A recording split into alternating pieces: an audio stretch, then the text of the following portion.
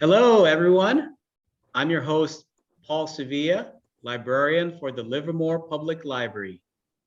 Tonight's program is part of Livermore Reads Together, celebrating the book, this year's featured book, The Reason I Jump, The Inner Voice of a 13-Year-Old Boy with Autism by Naoki Higashida.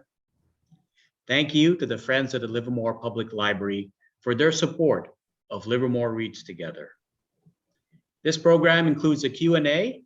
I encourage community members to type their questions and comments in the chat box.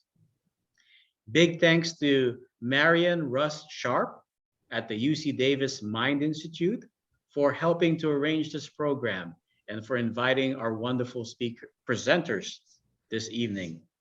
Speaking of which, let me introduce them. Please welcome Yue Yu, Ph.D., postdoctoral fellow at UC Davis Mind Institute.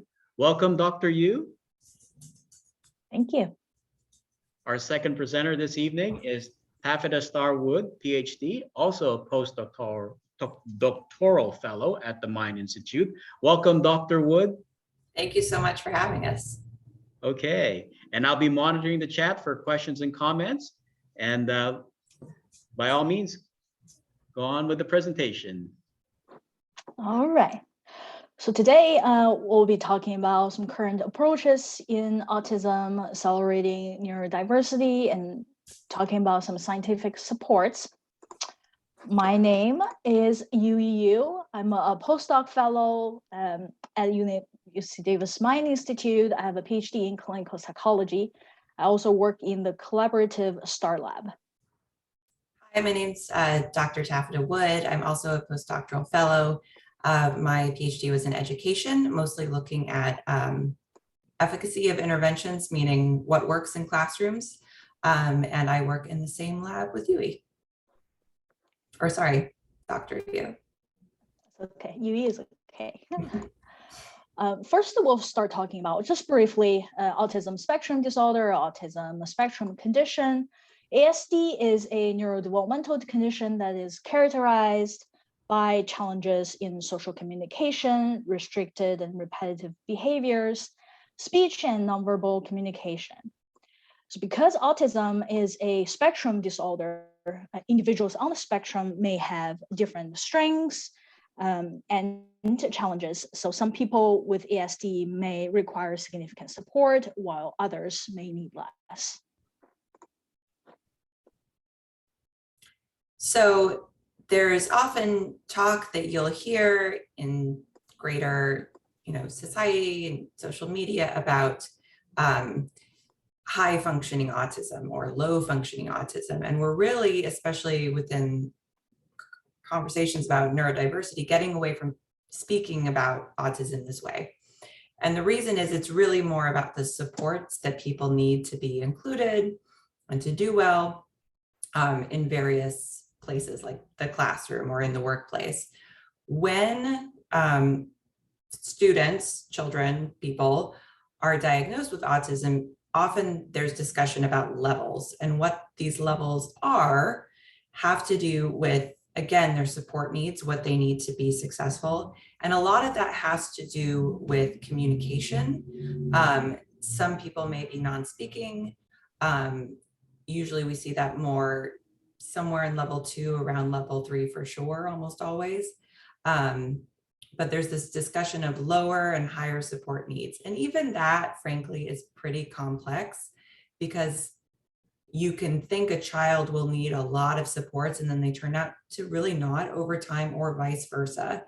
So even if we want to talk about higher or lower or levels, it's very complex. It's really about how we meet the support needs of people who are different and have a mind that works a little differently, so that their full personhood is able to be in the world.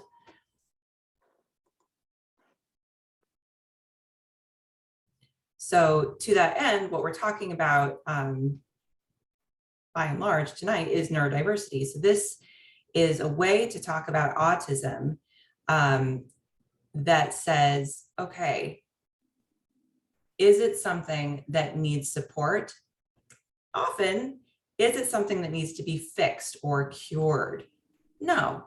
And this idea, existed before the term neurodiversity was coined in the 90s by Judy Singer, who is herself autistic, is the parent of an autistic child and a sociologist.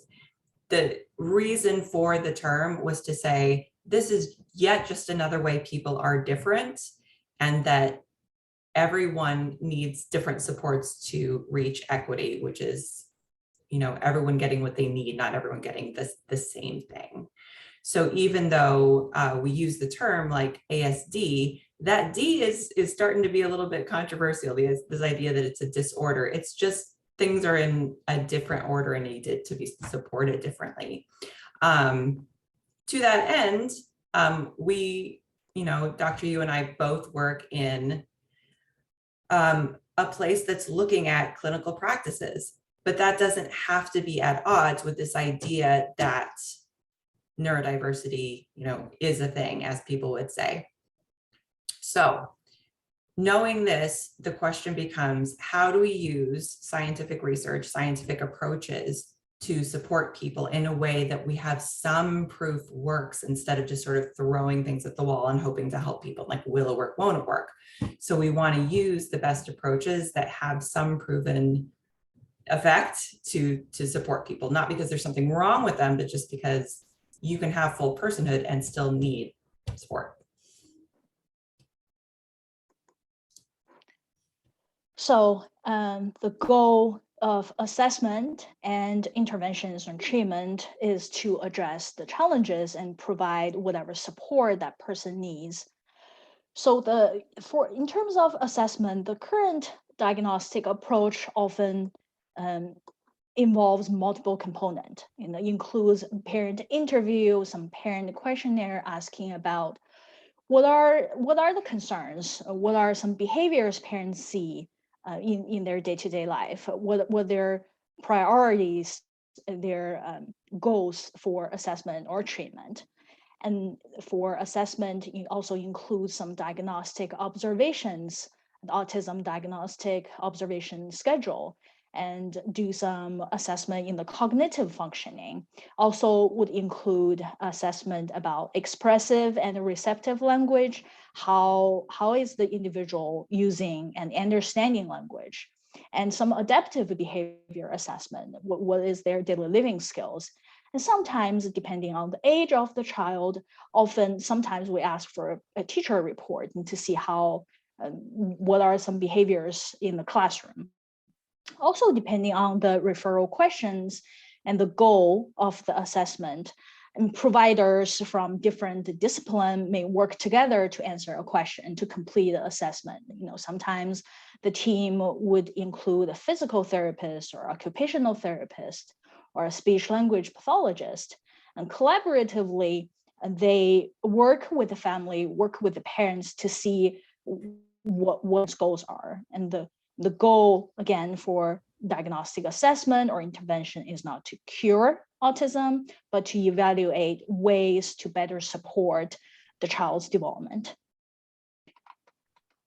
Next, I want to talk just briefly about an early intervention approach called naturalistic developmental behavioral intervention. So the increased ability in early identification and diagnosis of ASD over the years allowed young children to receive early interventions to achieve optimal outcomes. And research findings now support a more naturalistic approach, such as deliver the intervention strategies in a more naturalistic and more interactive social environment, using the strategies throughout daily routines, follow the child's interests and follow where the child focused on. And one type of this naturalistic intervention approach, caregivers or parents are actively involved, right? They work directly with their child, use the intervention strategies with the child. And parents learn those strategies and try to use that throughout the day. in the child's natural environment. Later on, I'll show you a short clip of an example of this kind of parent directed or parent mediated intervention. So in both diagnostic approaches and interventions, the field is moving towards a direction of using a family-centered and more strengths-based approach in which families are partners with the providers. Their values, needs, and goals matter. So providers setting treatment goals and plans based on family needs and priorities, and strive to build a collaborating relationship with the family, including families in all the decision makings. So various current projects in our lab are community-based, meaning our team with our collaborators across the country have worked on translating what was found to be effective in research labs, in university settings, to community services.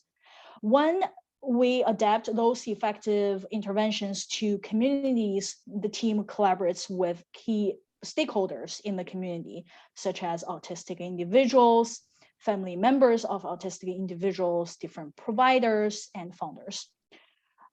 So next, I'm just gonna talk briefly about a couple of projects that I'm part of that kind of speaks to this naturalistic intervention approach and this collaborative working with the community, doing community-based intervention approach.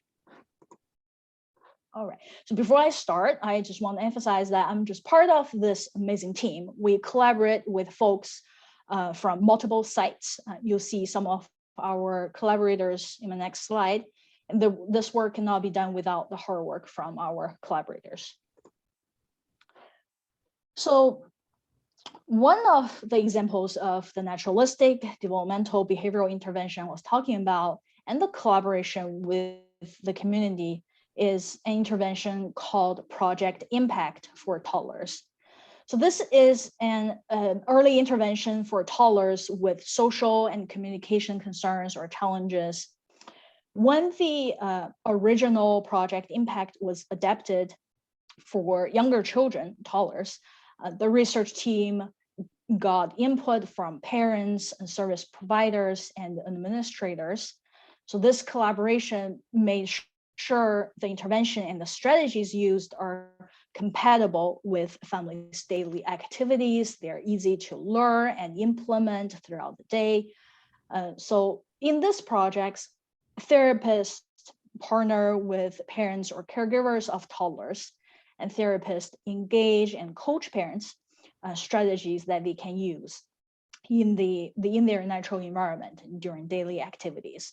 So parents are able to use those strategies during snack time or morning or night routines and playtime to support the child's development.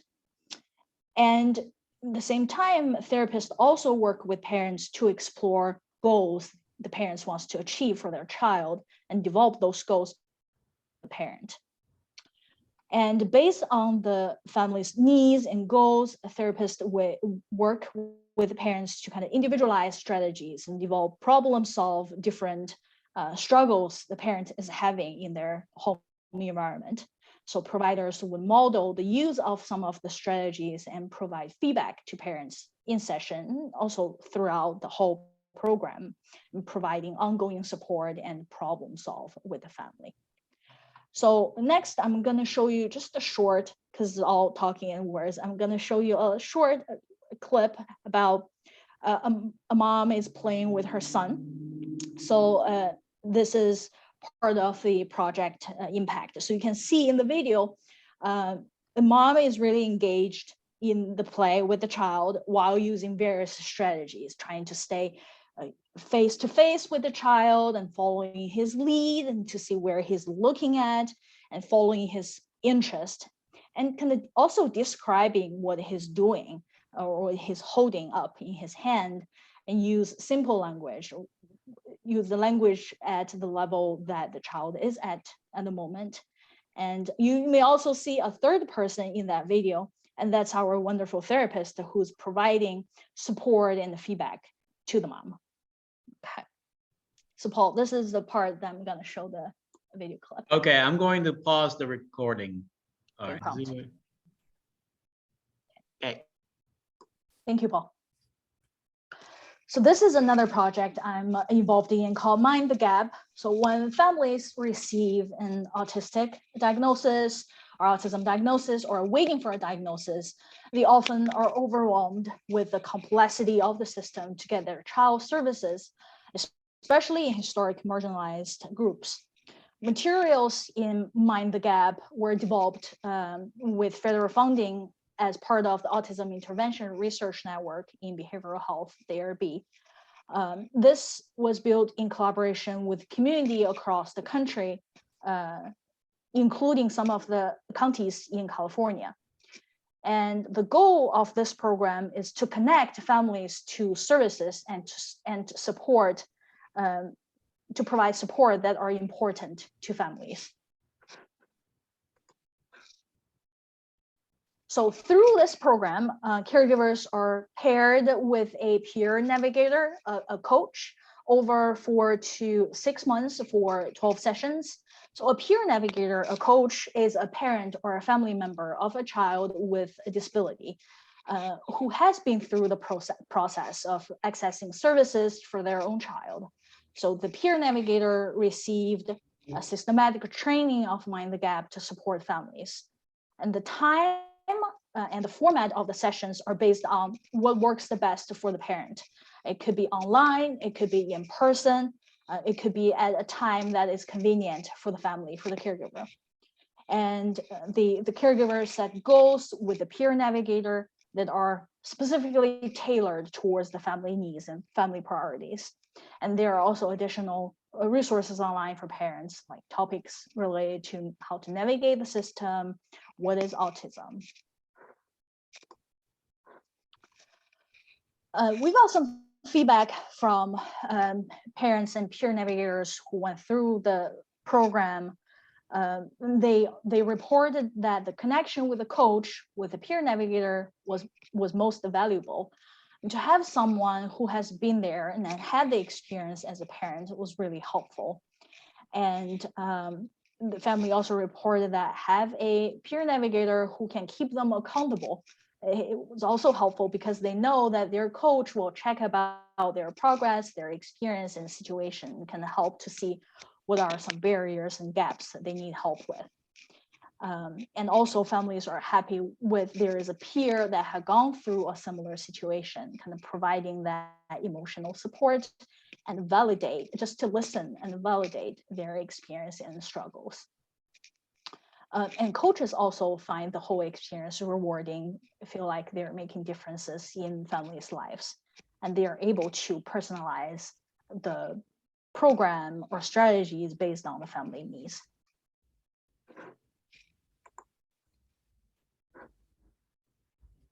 All right, so thank you for sharing your work. I'm going to talk a little bit about 2 projects that I'm involved with, also at the Mind Institute, also approaching autism as something that might need some extra supports for folks, right? So one of the projects that I work on is with California Autism Professional Training and Information Network, which is called CAPTAIN. And what this project does is that it is formed up of cadres of public schools all across the state of California. So all the way from rural places, northern, urban, Southern California, like all the way down to San Diego, all the way up towards Oregon. And what happens is schools form cadres. We all meet on Zoom about every 2 weeks. Sometimes it's every week, sometimes it's every 3 weeks. But we do case studies. And so different cadres bring to a very large team on Zoom consisting of 12 lead people that include school psychologist, speech and language therapist. I'm there as someone with a background in education, and we lead the schools in talking to each other all around one case study. And that case study will be on one child. And so that one child, the child isn't present, their case study is presented in a anonymous style way with enough particulars that all of the people with expertise, so all these people that work in public schools, all of these teachers and behavioral specialists and interventionalists, and then the main team can get together and brainstorm supports and solutions and best practices for this one child. And part of why that's powerful is that it takes more than what might be on staff at a school to reach certain kids and their needs, right? So I put some quotes on here. We just finished a season from teachers about their experience with captains. So one had said the program's been very helpful in learning new ideas and strategies to use in my classroom. Another was expressing their thankfulness and that they had learned a lot in the process. And I think why this process has been so powerful is that everyone has had slightly different experiences. And I'm going to go between the phrase or the terminology autistic or students with autism, because different people who have autism or are autistic, like they might prefer a different terminology. So I'm toggling back and forth. Just because you know one student with autism, that means you know one student with autism. There's a lot of different presentations because these people are not a monolith. And so they have different support needs. And what that can look like in a school can be very different depending on other needs and other areas of strength or support needs, such as like literacy. So if you're having a really hard time learning to read, your tolerance for frustration might also be at play, right? And so it takes more than one area of expertise to really support that one child. But when everybody's working together, again, like this idea of community-based work and research and supports versus just like, you know, what's wrong with this student? It's what does this student need? And sometimes it takes like the full state of California. You know, sometimes it'll be 92 people in a Zoom meeting talking about one case study. And then what's really exciting is every couple of weeks, there's a new case study, but we will cycle back and check in also every like month or so with how teams are doing around these specific kids. And once you unlock a case study, it unlocks all these other case studies across the state of California, because people will hear and learn from each other. Oh, when a student is what we call eloping from the classroom, right? So just deciding, done, getting up, leaving the room. I mean, that has all sort of repercussions, right? Like at that point, we're not even concerned that they're missing some learning, like they might be near a freeway.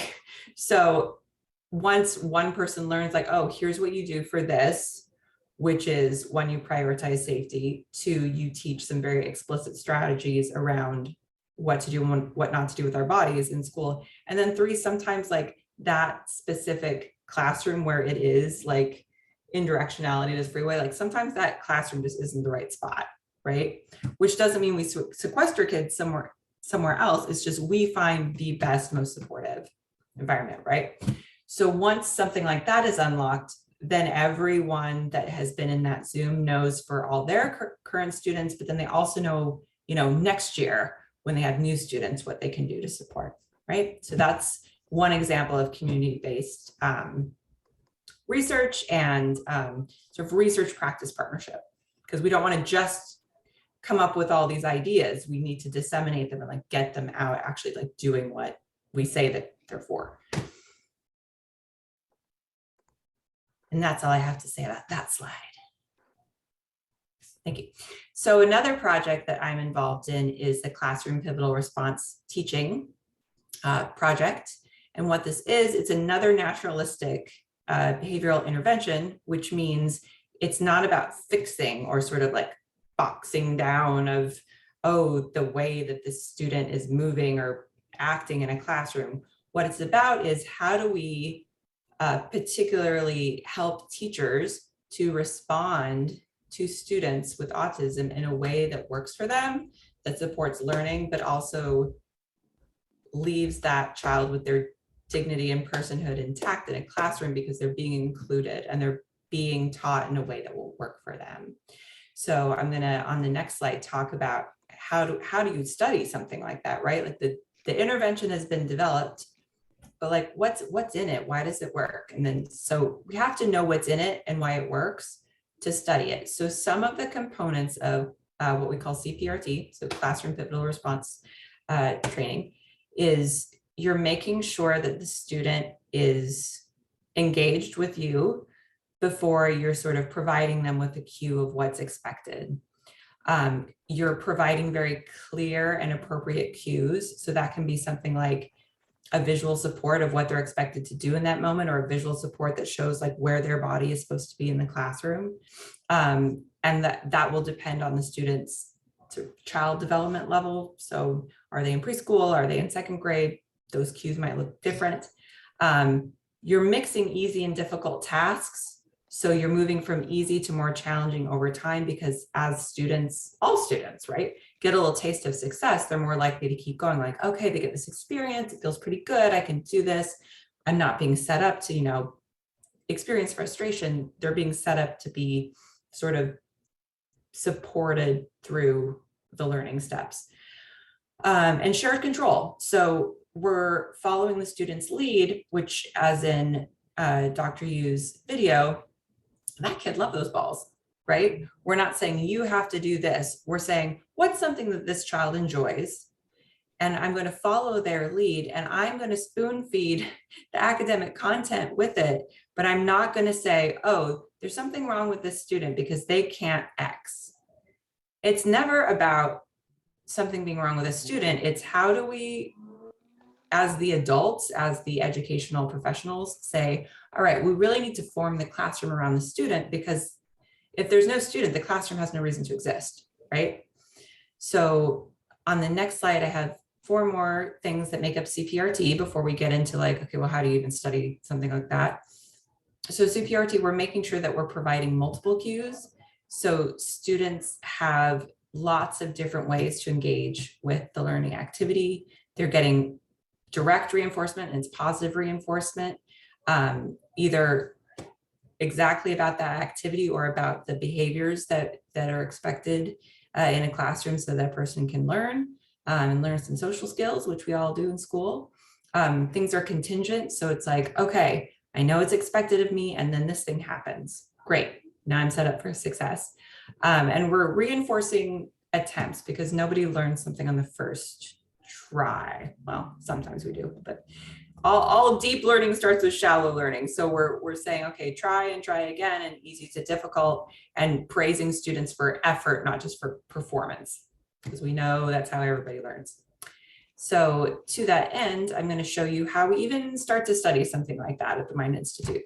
So since we've been talking at you, I'd love it if in the chat people look at this picture and tell me what they see, what's happening in this classroom. And then I'm going to look at the chat. And I see there's lots of good questions, which we will definitely get to during the question time at the end. But if anyone could tell me what they see happening in this classroom.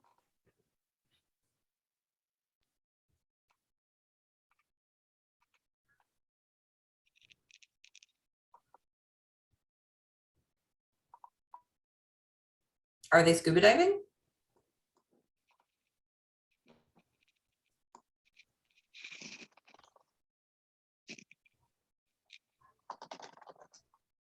Remember, we're praising the attempt. You don't even have to be right. Stretching, that's perfect. I had wondered what they were doing in this picture. They probably are stretching. Excellent. Raising their hands, participating. Kids copying, perfect, perfect answers. I should be praising your effort, not your, yes, mimicking behavior. Thank you, everyone who is interacting. And for those of you who aren't, that is also fine. Children copying what the teacher's doing. Yes, I think all of these answers are very wise and good. I'd like to direct your attention, listening. I'd like to also direct your attention to the little guy in the yellow shirt. Can anyone see him? So if you look to the right of the screen, there's a little guy like this in the yellow shirt. There's also another little child sort of rolling their eyes. So the point of this is, not everyone is always as engaged in the classroom as everyone else. And this is because classrooms are very dynamic systems. There's a lot of moving parts, and they're not parts, they're people. So every child is living a slightly different reality in a classroom, which means they're on a slightly different academic trajectory, even as young as, preschool. So what we do to study CPRT, to see if that intervention with those 8 components, like all these really good practices that should like being supporting autistic kids in classrooms, we're coding the classroom to see if these things are really happening. So what we do is I run a team of coders, and they're very talented undergrads who are interested in psychology and learning and equity. I train them on a coding scheme that looks at the aspects of CPRT, and then they look at classroom videos where we were training teachers to use CPRT and respond and teach kids with autism in this way. And we look to see like, okay, what was the fidelity? Meaning, to what degree were people doing this intervention? Because even if we have like the best scientifically backed like practices for classroom, being a teacher is really hard. It's a lot just to do it, just to be with kids that long and loving and responsive. But then we add all these like, okay, do all these other teaching practices with your other curriculum. So it's a lot. So the way to study it, if anyone is interested, and what I do a lot of my day is training younger scientists to, not younger necessarily, but more junior scientists to do this coding work so that we have this data so we can look at, okay, what does it mean to really try to move the needle on teaching practices in real classrooms for children with autism? So that's some of my work.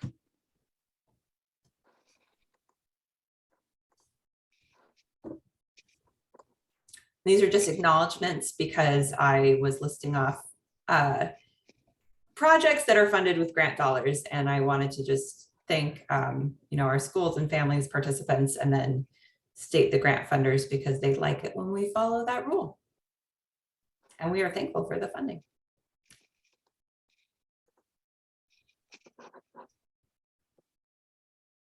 So where do we work?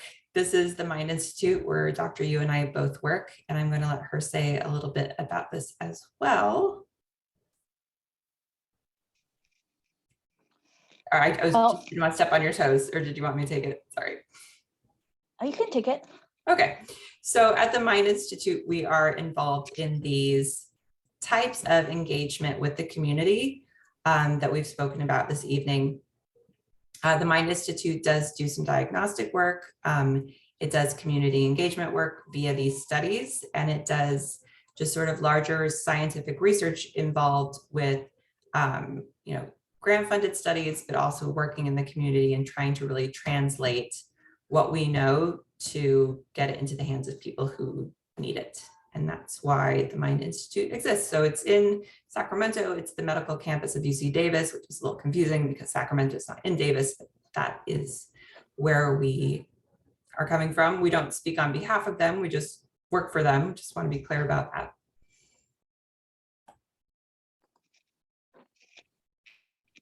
All right, so now we've come to the time you've all been waiting for, Q&A. There's only 2 rules. Don't be shy and don't be on mute. I guess you can be on mute if you want to use the chat. So there's only 1 rule. Don't be shy. Oh, I think attendees will mainly be using chat. So Okay. I think we'll probably break the 2nd rule, but there's a lot of good questions on the chat right now. I don't know if you can see them. Let me see. Well, first from Sharon, how can families get services like from Mind the Gap? So families are connected to the peer navigator or coach, and many of those peer navigators work from a family resource center. They already have existing connections or resources for the family. So the goal for connecting them, is more teaching you how to fish instead of give you the fish directly. So the coach throughout the program, coach and the parent will setting up goals depending on the priorities of the family. And coach, of course, will provide some resources and next steps and the family can take those resources, next steps to do homework and to either to call the agency or a service coordinator, whatever next step that is. And there will be regular check-ins back with the coach and the peer navigator, and to see what are some barriers, and the coach will help problem solve and walk through the problem with the family. Great question. And I'm just going back. Sharon has had another earlier question. Will we have access to these slides for reference later on? Is this, I'm certainly, if you'd like to send them to me, I'll be able, great. I have no problem with that. Yeah, I'll be fine with that. And Paul, you said this will also be available on your social media platform as well, right? That's correct, yes. The recording will be available on the library's YouTube channel, yes. So, and I could also provide the slides on the YouTube as well. So yeah. You prefer our voices over the words on the slide? You have the Or maybe YouTube both. option. Maybe both. Some people like to have a paper with them, take notes. Right. And Eric asked, is the cause of autism mainly genetic? Well, we don't know. So we don't know for sure what is the cause of autism. And there are about 100 genes that have been found to be related to autism. And there are also other studies showing possibly environmental factors. So it's hard. The main cause of autism is genetic. Taffeta, you have anything you want to add? Yeah, I think it's always tricky because we talk about this idea of nature versus nurture as if one has ever existed without the other. So even if you can point to, and I'm not disagreeing with you, it's just even if we can point to a gene, well, that gene is inside of a person that's inside of an environment, and all that happens in context, right?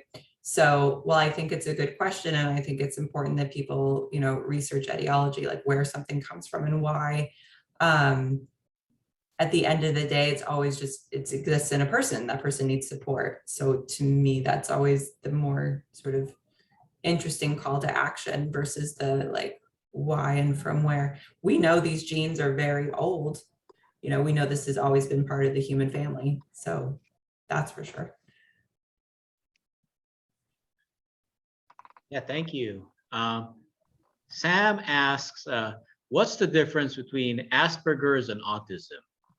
That's a good question. I've often wondered that myself. Like I've heard, this person has Asperger's, and so what's the difference? We're both looking at each other to see who wants to talk more. I started, so you can take this one, or you started. I can. Okay.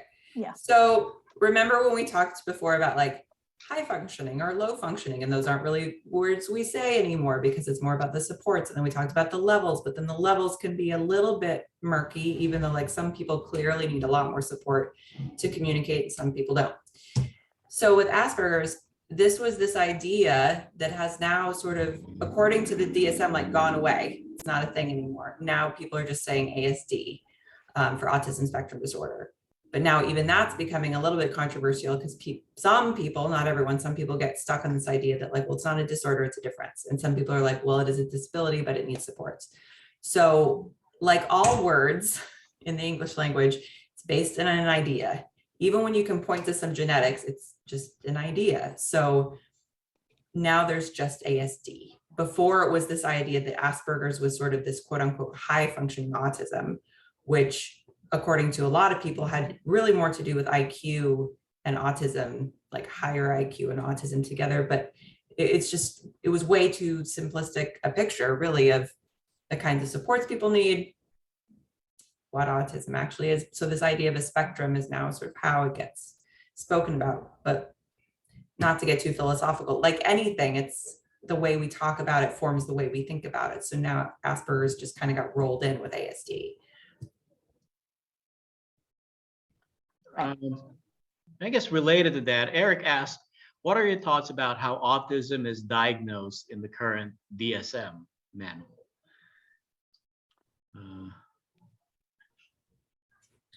So Asperger's and autism, both of them are terms that was used in DSM-4 and pervasive developmental disorders, PDD and OS. So DSM is diagnostic and statistical manual that providers use to make diagnosis of various mental conditions. And Asperger's and autism, those are used in DSM-4. Like Taffeta just said, in DSM-5, those are kind of put under one umbrella, put on a spectrum, autism spectrum disorder. And the attempt for that is to capture the variety and different presentations of autism in different individuals.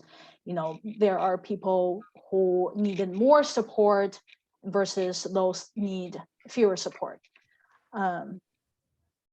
So I think the move to put everything under the umbrella to capture the spectrum of the disorder is a good way to capture the differences, the diversity in this neurodevelopmental condition. Okay, and Sharon asked, is there a link? What do you think about the link between autism? Is link between autism and unhealth and gut health, unhealthy gut? Is there a link to that, or?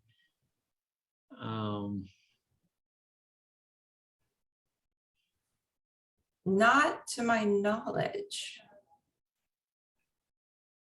Me neither. I have to be honest. Me neither. Okay, fair enough. But that's interesting, though. But I think it's interesting to think about this idea of, you know, diversity and disability, right? So there's, not to compare apples and oranges, but there's the deaf community, right? They use sign language.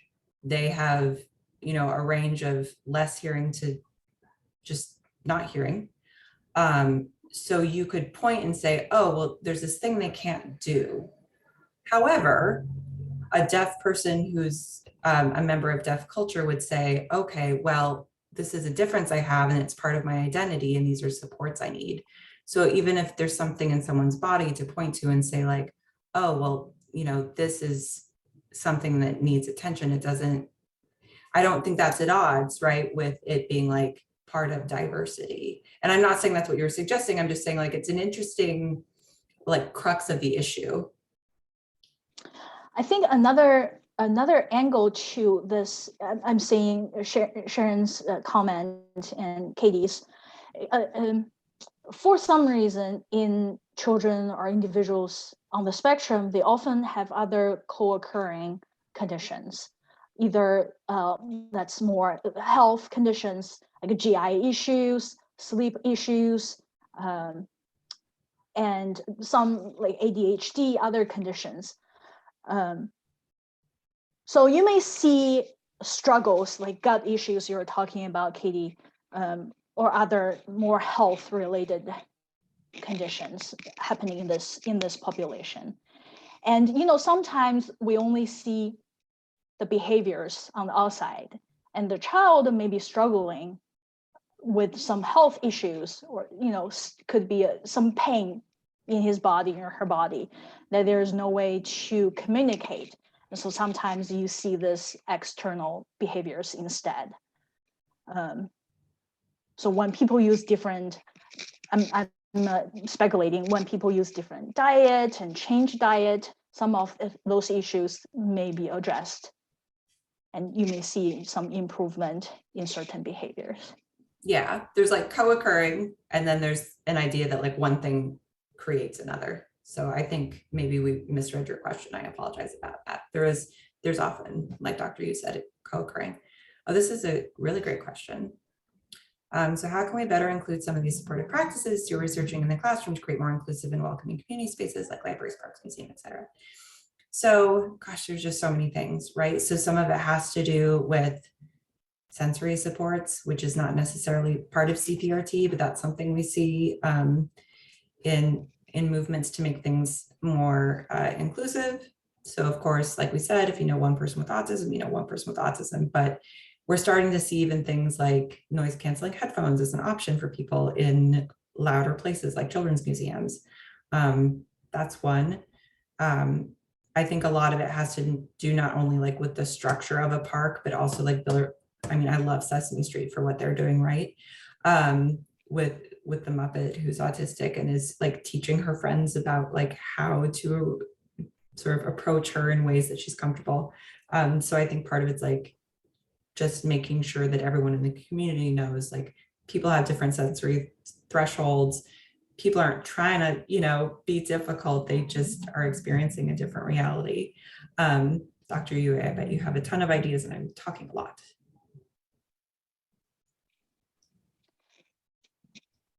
Yeah, so I'm thinking, you know, stigma is still a significant thing. You know, families, caregivers often worry about child having the label. I think increasing the awareness, education of autism in the general public, in the general population, and like you said, in different media and social media, for people to understand what is autism, why the child is having certain behaviors and symptoms. I think it's helpful to kind of reduce, to gain a better understanding of what it is and to reduce the stigma. That's going to be helpful to create a more inclusive and welcoming environment. I don't know if different flyers could be put in the libraries and parks, museums, just help to educate. Okay, since I'm a librarian, I'm going to ask a librarian question. What books do you recommend people should read to understand autism? Do you have any favorites? I got to tell you, the presenters that you've had over the last few weeks, like those are all great books. So I would say not to pat you on the back too much. I'm kidding. But if you go back and look at this library series, like those were some really good books and enjoyable books, right? Not just like sort of dry tomes. Academic. Yeah. So have you read like Steve Silverman's book, New Tribes, and Eric Garcia's, and of course, you know, Temple Grandin has a lot of books to read. She does. And if you're so inclined, she's got a lot of really great, you know, YouTube videos and things. So that's a great place. Absolutely. Have you read The Reason I Jump? Or are you familiar with that book? Yeah. That's a terrific book. So any more questions or comments? We just got just a few more minutes for last questions here. Okay. Oh, just Sharon saying he loves The Reason I Jump. Okay, thank you, Sharon. I guess there was a question about every policymaker should ask themselves when making decisions to make sure we are inclusive. Ask yourself which autistic people you've talked to and what they're telling you they need. They will tell you. I agree. Absolutely. Did you include the autistic person when you made this policy? Yeah. I just want to add and make a comment, Paul, on that. I appreciate that the books you included in this series included the perspective from both neurotypical person and people on the spectrum. So I always enjoy seeing perspective from both, especially like The Reason I Jump is from a neurodiverse perspective, the personal experience, right? Yeah, thank you. Yeah, we definitely wanted to highlight that. in our program to really give them support, a voice, and to be seen. You know, that was the whole point of this whole endeavor. Since there are no more final comments or questions, I think this will be a good time to wrap up. Let me bring myself back on the video here.